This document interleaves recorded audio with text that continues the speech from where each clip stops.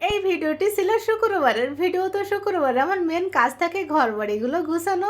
তো দুপুরের আয়োজনে আমার কি ছিল সেটা শেয়ার করবো। আসসালামু আলাইকুম, কেমন আছে সবাই? আশা করি সবাই ভালো আছে। আলহামদুলিল্লাহ আমিও আল্লাহর রহমতে ভালো আছি। তো এই যে গরুর মাংস আমি ফজরের নামাজ পড়ে তারপরে ভিজে রেখেছিলাম, কারণ গরুর মাংস কিন্তু ভিজতে দেরি হয়। আমি ভালো করে ধুয়ে তারপরে পানি ঝরিয়ে নিয়েছি। আর এখন আমি এই যে পেঁয়াজ কুচি, গোটা গরম মশলা, রসুন পেস্ট, আদা পেস্ট, স্বাদ বুঝে লবণ আর সমস্ত গুঁড়া মশলাগুলো অ্যাড করেছি।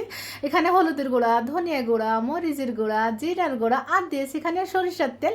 আমি যখনই গরুর মাংস রান্না করে দেখবো সরিষার তেল দিয়ে রান্না করি, কারণ সরিষার তেল দিয়ে রান্না করলে আমার যেন গরুর মাংসের স্বাদটা বেশি ভালো মনে হয়। তো যাই হোক আমি সব কিছু এই যে সুন্দর করে কিন্তু হাতে মাখিয়ে নিয়ে এটাকে মেরিনেটে রাখবো 20 থেকে 30 মিনিটের মতো। তো আমি এই ফাঁকে একটু নাস্তাটা করে নিয়েছি। তো এই যে জাম্বো সাইজের একটা পরোটা হয়ে গিয়েছে, কারণ একটা পরোটাই বানিয়েছিলাম তো অনেক বড় হয়ে গেছে পরোটা। তো যাই হোক আমি ভেজে তারপরে এই যে চা দিয়ে নাস্তাটা করে নিয়েছি। সচরাচর কিন্তু সকালে দুধ চা পরোটা খাই না, তো আজকে বন্ধের দিন ছিল কি মনে করে একটা পরোটা বানিয়ে খেলাম আর একটু দুধ চাও খেলাম। আর এদিকে এই যে আমার গরুর মাংসটা 20 মিনিট হয়ে গিয়েছে। আমি এই যে এটাকে কারি কুকারে বসে ঢাকনা দিয়ে ঢেকে কিন্তু অনেকগুলো ঘরের কাজ করে আসছি।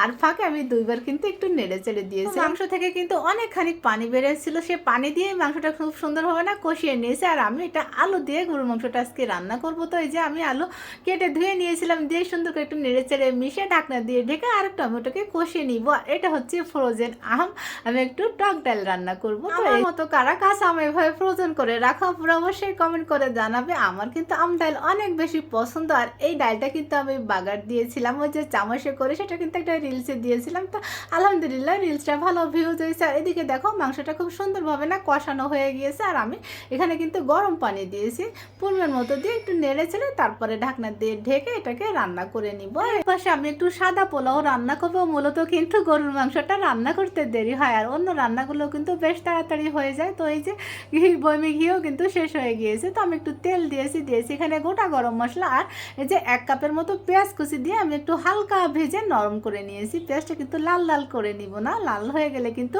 পোলাওটাও লাল হয়ে যাবে। তারপরে এই যে আমি 3 কাপ হচ্ছে পোলাও চাল সুন্দর করে ধুয়ে তারপরে ভিজে রেখেছিলাম এই 20 মিনিটের মতো। তো পানি ঝরে তারপরে কিন্তু আমি চালটা ভেজে নিয়েছি 5-6 মিনিটের মতো। আর এখানে দিয়ে দিয়েছি আমি গরম পানি। তো যেটুকু চাল তার ডাবল পানি দিতে হয়, তো আমি কিন্তু 1 কাপ পানি কম দিয়েছি। আর এখানে স্বাদ বুঝে লবণটা দিয়েছি, দিয়ে তারপর নেড়েছে ঢাকনা দিয়ে ঢেকে আমি 3-4 মিনিট রান্না করেছি। আর এই যে আমি 1 কাপ দুধ দিয়ে দিলাম, মানে আমার হয়ে গেল যেটুকু চাল তার ডাবল পানি, 1 কাপ দুধ আর 5 কাপ পানি। তো যাই হোক আমি এখানে কিন্তু 2 চামচ চিনি দিয়েছি। তোমরা পোলাওতে কি চিনি দাও? আমি কিন্তু একটু চিনি দিই, চিনি দিলে কিন্তু স্বাদটা বেশ ভালো আসে।